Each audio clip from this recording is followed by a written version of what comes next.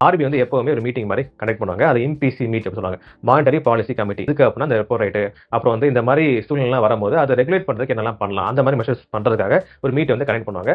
So அப்படி நடத்தப்பட்ட meet தான் ஜூன் 3ல ஜூன் 5 வரைக்கும் நடத்தப்பட்டுச்சு.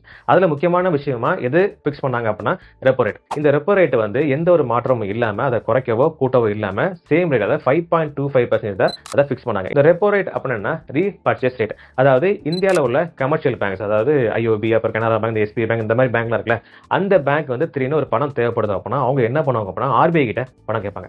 அந்த ஆர்பிஐ வந்து என்ன பண்ணுவாங்க, இவங்களுக்கு கடனா வந்து பணம் கொடுப்பாங்க.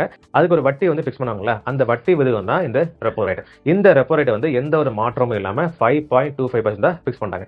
இந்த ரெப்போ ரேட் வந்து டைரக்டா நம்ம கன்சியூமரோட, அதாவது கஸ்டமரோட லிங்க் ஆகும். இந்த ரெப்போ ரேட்டை பொறுத்து தான் நமக்கு கொடுக்குற லோன்ஸ் இருக்கு பாத்தீங்களா, அதுக்கு ஒரு வட்டி வந்து பிக்ஸ் பண்ணுவாங்கல்ல, அந்த வட்டி வந்து இந்த ரெப்போ ரேட்டை பொறுத்து தான் பிக்ஸ் பண்ணப்படுது.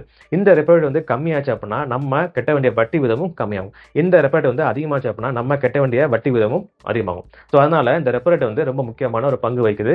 இன்ஃபிளேஷன் அப்புறம் வந்து அந்த எக்கனாமி பொருளாதாரத்தை சரியான முறையில் மேம்படுத்துறதுக்கு வந்து இந்த ரெப்போ ரேட் வந்து ரொம்ப முக்கியமான பங்கு வகிக்குது. இந்த ரெப்போ ரேட் தான் எந்த ஒரு மாற்றமும் இல்லாம பிக்ஸ் பண்ணிருக்காங்க. இது ரொம்ப ஒரு முக்கியமான விஷயம். இந்த ரெப்போ ரேட்டை இன் கேஸ் வந்து கம்மி பண்ணிட்டாங்க அப்படின்னா அது சரியான முறையா அமையாது. ஏன்னா இப்பவே நிறைய பணவீக்கம் வந்து இன்க்ரீஸ் ஆகிட்டே இருக்கு. ஏன்னா நார்மலா வந்து இந்த பொருளோட விலைகள் வந்து ரொம்ப அதிக அளவில் இன்க்ரீஸ் ஆகிட்டே இருக்கு. அது எல்லாமே நம்ம கவனிச்சுட்டு தான் இருக்கும். க்ரூட் ஆயில் பிரைஸ் வந்து இன்க்ரீஸ் பண்ணால பெட்ரோல் அப்புறம் டீசல் பிரைஸ் இன்க்ரீஸ் ஆச்சு. அது மட்டும் இல்லாமல் எல்லா பொருளோட விலையும் வந்து இப்போ ஏறிட்டே இருக்கு.